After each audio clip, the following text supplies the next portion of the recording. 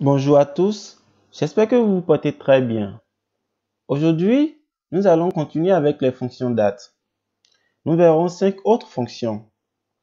Donc sans plus tarder, nous allons commencer avec la toute première fonction. Donc ça sera la fonction date_trunc. Donc cette fonction va nous permettre d'avoir la première date du trimestre. Donc nous allons créer un champ calculé. Nous allons mettre première date du trimestre. Et ici, nous allons utiliser la fonction date_trunc. Donc, cette fonction prend deux paramètres. Nous avons la partie date, donc qui peut être soit le mois, le trimestre, l'année, le jour. Et nous avons ensuite la date. Donc ici, nous allons mettre quarter, donc pour dire le trimestre. Et nous mettrons ici la date du jour. Donc, nous allons utiliser la fonction now. Et là, nous allons faire OK. Donc voilà, cette fonction va nous retourner une date. Donc comme vous pouvez le voir, vous avez le calendrier. Le signe d'égalité veut dire que c'est un champ calculé. Donc nous allons déposer notre date sur notre visualisation. Donc ici, on la pose. Et donc comme vous pouvez le savoir, on va choisir date exacte. Et ensuite, on va passer en mode discret. Voilà. Donc comme vous pouvez le voir, nous sommes par exemple le 15 mai 2022. Mais la toute première date de ce trimestre est le 1er avril 2022. Voilà. Maintenant, nous allons voir la fonction datePart. Cette fonction va nous permettre de retourner une partie d'une date. Donc, on va créer un champ calculé. Donc, année de la date.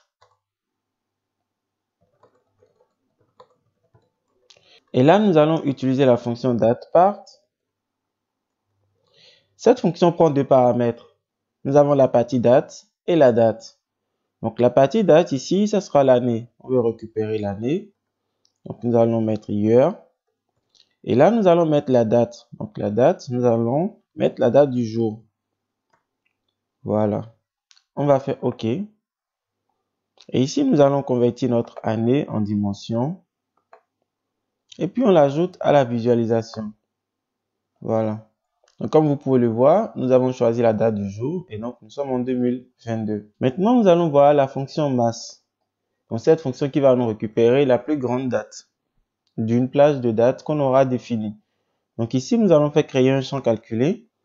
Donc on va mettre date masse. Et ici, nous allons mettre, par exemple, masse. Nous allons mettre une date au hasard. Donc nous allons mettre le 19 avril 2022. Et ici, nous allons mettre la date du jour. Voilà. Donc ici, on cherche à voir la plus grande date entre le 19 avril 2022 et la date du jour. Donc pareil, nous allons faire OK. Donc cette fonction nous retourne une date parce qu'on a le calendrier ici. Et nous allons déposer notre date masse sur la visualisation comme ceci. Donc pareil, nous allons afficher la date exacte. Et ensuite, nous allons transformer cela en mode discret. Voilà. Donc des deux dates qu'on a définies dans la fonction masse, la plus grande date est la date du jour.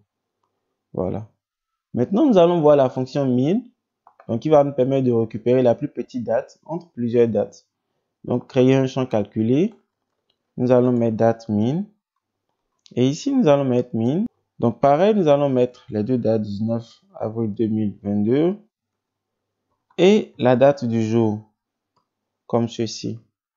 Et là, nous allons faire OK. Donc, nous allons ajouter date min à la visualisation, comme ceci. Et nous allons afficher la date exacte. Donc, là. Et on passe en mode discret. Voilà. Donc, entre les deux dates qu'on a définies, la plus petite date est le 19 avril 2022.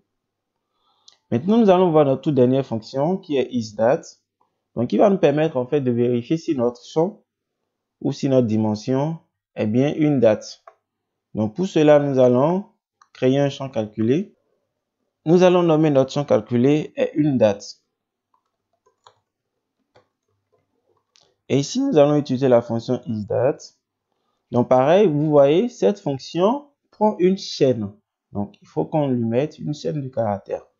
Donc pour cela, nous allons utiliser la date du jour. Mais d'abord, nous allons convertir notre date du jour en string.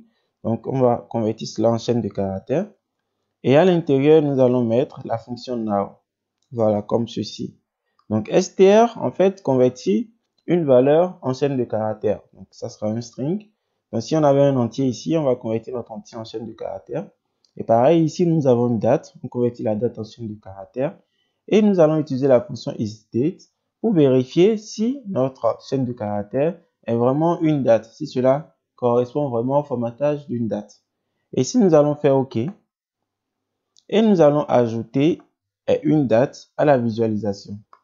Voilà. Donc, là, on voit clairement que la date du jour, donc now, en fait, parce qu'on a pris une date du jour, est vraiment une date. Nous venons ici de voir 5 autres fonctions date. Dans la prochaine vidéo, nous allons toujours poursuivre avec les fonctions date afin de déduire certaines valeurs à partir de cette date. Je vous remercie de m'avoir suivi et je vous dis à très vite pour une autre vidéo.